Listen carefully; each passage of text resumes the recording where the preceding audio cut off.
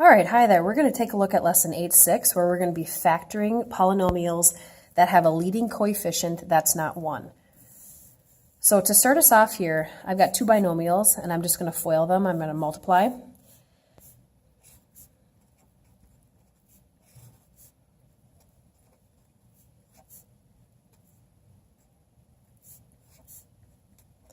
Now you can see here that I end up with 4 terms, but I can combine these two middle terms.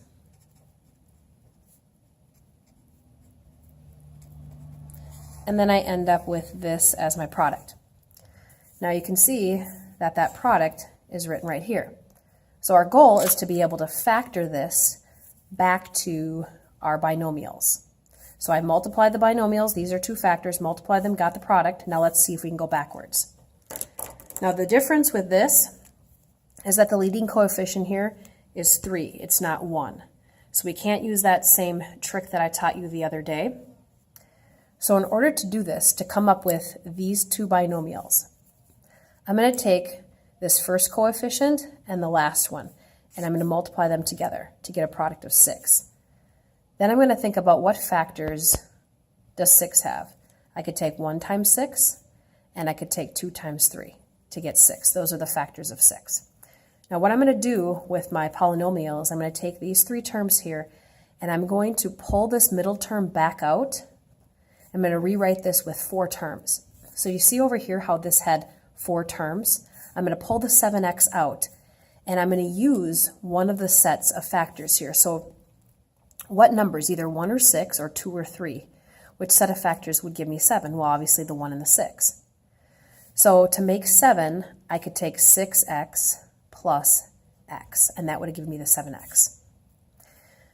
So I'm going to rewrite this one, 3x squared, and then plus 2. So now I'm back out to 4 factors, kind of like I was here. Okay? It doesn't matter which order you write these two in. Now what I'm going to do is to break these 4 factors up into two sets. This first one, so I'm going to underline it, and the second one. Now what you'll need to do is to take a look at this these first 2 terms, and I want you to pull out the greatest common factor. So between these two, the greatest common factor would be 3 and 1x. So I'm going to pretty much undistribute it. So I guess I would have to multiply by x. 3x times x would give me 3x squared.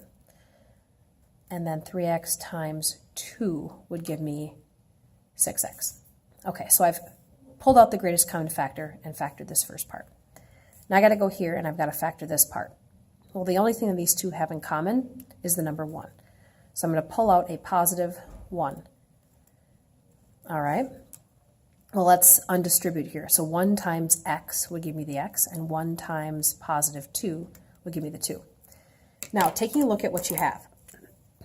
Whenever you do this trick or this method I'm showing you, what's in the parentheses should be exactly the same every single time. That tells you you've done this right. Whatever's in the parentheses is one of your factors. So one of my factors is going to be x plus 2. The other factor is what's left outside of the parentheses. See the 3x plus 1? That's the other factor. 3x plus 1. And here, now I have the 2 binomials. 3x plus 1 times x plus 2. And if you take a look, here they are, and here they are. They match up exactly. Okay, so that's the process to doing this. Let's try it on another example. Here I'm asking you to factor this polynomial. So I'm going to take the first and the last coefficient and multiply them together. Again, I get 6. Okay, so what are the factors of 6? 1 times 6, 2 times 3. Now what I need to do is I need to break up this middle term. This is a negative 1. So what pair of factors can I use to add together and give me a negative 1? Well, that would be the 2 and the 3. So to get a negative 1, I could take a negative 1x. I could take negative 3x plus 2x. The sum of these would give me negative 1. Now let's drop the first and the last term down. 2x squared and then the minus 3. Okay, now I'm back at 4 terms. So now I'm going to underline the first 2 and the last 2. And remember, now I have to pull out the GCF. So So pulling out the greatest common factor between these two, I think it would just be an x. So I'm going to undistribute. X times 2x would give me 2x squared. X times negative 3 would give me negative 3x. Okay, undistributed it. All right, now here, between a 2x and a negative 3, the only thing they have in common is a 1, positive 1. Parentheses, 1 times 2x, and 1 times negative 3 would give me the negative 3. Now, take a look at what you have. Inside the parentheses, it should be exactly the same. That's one of your factors, 2x minus 3. The other factor, the other binomial, is going to be what's left outside the parentheses, which is x plus 1. X plus 1. And there you have it factored. Now to check it, you can FOIL this, multiply it by foiling, and be sure that it gives you back the original polynomial that you started with. Okay, let's try number 3. Here we're asked to find the length and the width of the rectangle. You'll notice that the area that they give you here is 6x squared minus 11x plus 4. So I have to find the two binomials that multiply together to give me this polynomial. Notice that the leading coefficient is 6. So I'm going to have to use the trick that I just showed you. So I'm going to take the first coefficient and the last, first number and last number here, multiply them together, and I get 24. Now I need to think of factors of 24. 1 and 24, 2 and 12, 6 and 4, 3 and 8, okay? Now what pair of factors can I use to add together to give me a sum of negative 11? 3 and 8. Negative 3 plus negative 8 would give me negative 11. So I'm going to break this up, and I'm going to say negative 8x minus 3x will give me negative 11x. Okay, the sum of those two. Doesn't matter which order these are in. It will not matter. Your answer will always be the same. Okay, so now I'm going to pull down right here my first term and my last term, plus 4. Now I have 4 terms. Okay, I'm going to underline the first two, and I'm going to underline the last two. All right, so now I have to pull out the GCF. Between a 6 and an 8, it would be a 2, and then they both have an x in common. So undistribute. 2x times 3x would give me 6x squared. 2x times negative 4 would give me negative 8x. Done. Now, do you see this is negative? Okay, the only common factor that these two have in common here is a 1. I want you to, if this is negative, I want you to pull out a negative 1. Okay? So now, negative 1 times what will give me 3x? So that would be 3x. Negative 1 times 3x. Now, negative 1 times what will give me a positive 4? That would have to be a negative 4. Negative 1 times negative 4 gives you a positive 4. Now, double check. Inside the parentheses, these two should be exactly the same, always. Tells you did it right. So one of the factors is 3x minus 4. The other factor is going to be what's left outside of the parentheses. 2x minus 1. 2x minus 1. There you have it. So that means that your length and width, 2x minus 1, and 3x minus 4, there's your length and width. And to double check it, you could always take these binomials, multiply them by foiling to be sure that it gets you back to where you started, the area. Okay, last one's going to be a little different. This one we want to completely factor. Notice that it has a leading coefficient that's not 1.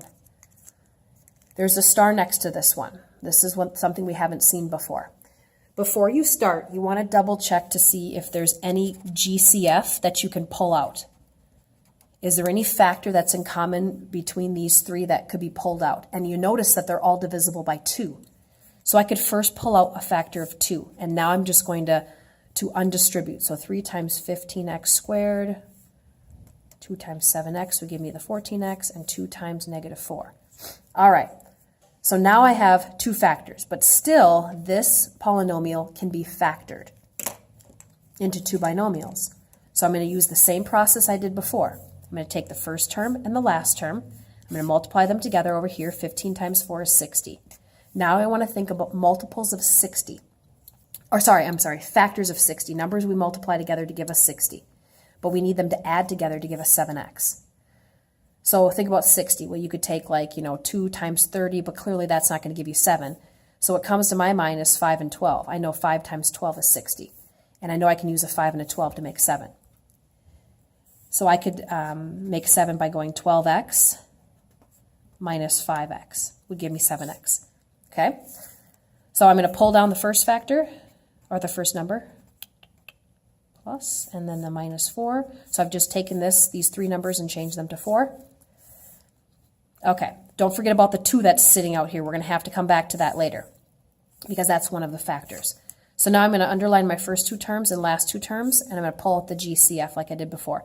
Between a 15 and a 12, you could pull out a 3 and also an x. Undistribute, 3 times 5x. 3 times positive 4 would give me 12x. Okay, do you see this is negative? The only factor these two have in common is a 1. I'm going to pull out a negative 1. Okay, undistribute. Negative 1 times 5x is negative 5x. Negative 1 times negative 4. Nope, negative 1 times positive 4. Negative 1 times positive 4 gives you negative 4. Got it. Okay, so in the parentheses, these two should be exactly the same, which they are. So one of the factors is 5x plus 4. The other factor, remember how to find it? It's going to be outside the parentheses. 3x minus 1.